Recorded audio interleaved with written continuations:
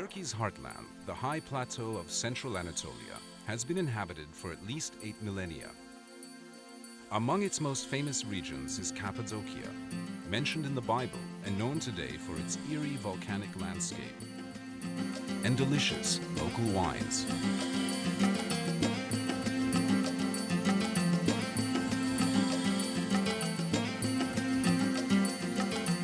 When Mount Erciyes, near Kayseri, was an active volcano, it spewed tons of lava and volcanic ash over the region. The ash solidified into soft rock that was later eroded by wind and water into valleys, plateaus, gorges, caves, and pinnacles. Early Christians settled in Cappadocia to practice their religion in peace. St. Paul visited here, and many monks and hermits sought the solitude of its lonely valleys filled with caves.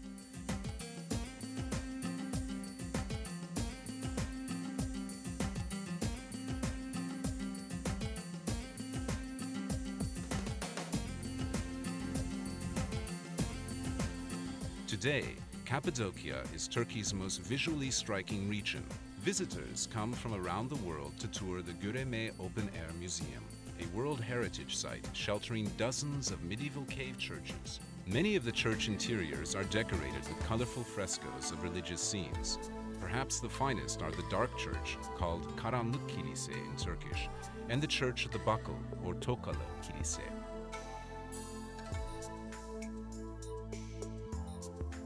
Not far from Göreme is Zelve, another open-air museum. 3 steep valleys come together to form this historic area, which is also filled with ancient cave churches and dwellings. The Zelve valleys were actually inhabited until the 1950s.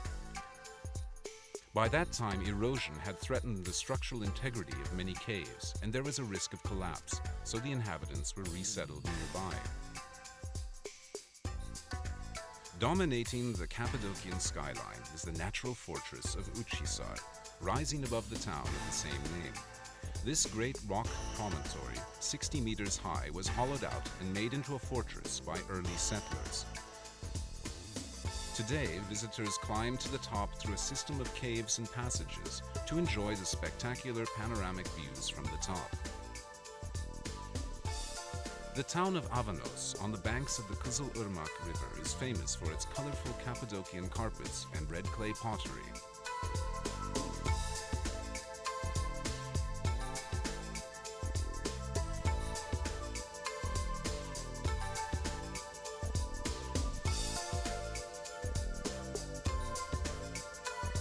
Among the strangest sights in this unusual region are the underground cities, vast labyrinths of tunnels, caves and passages reaching 7 and 8 stories into the earth.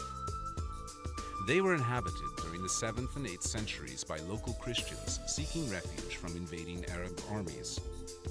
36 underground cities, large and small, have been discovered in Cappadocia. Each underground refuge has kitchens, wine and olive presses, dining halls, stables, sleeping rooms, storage areas, deep wells, ventilation shafts, and even churches.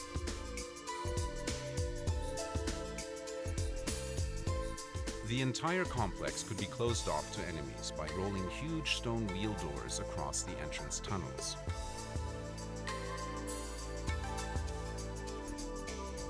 Konya, to the west of Cappadocia, was an important city in Roman times. During the Middle Ages, it was one of the chief way stations on the Silk Road, and also the capital of a flourishing empire established by the Seljuk Turks.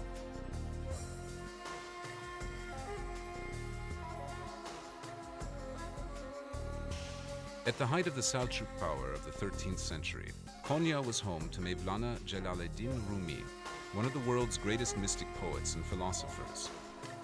Rumi's disciples became the whirling dervishes, Sufi mystics who seek spiritual communion with God through a captivating circular dance.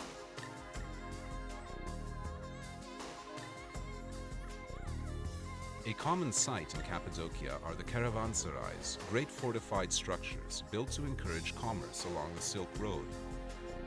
Wealthy Seljuk Turkish benefactors, both men and women, provided funds to build them. They also provided daily food for caravaneers, fodder for the animals, mosques for worship, baths, and medical and veterinary care. Caravanserais were built about 20 kilometers apart, a day's travel by camel caravan. Over 100 of these fine buildings can still be seen in Turkey, many of them in Cappadocia.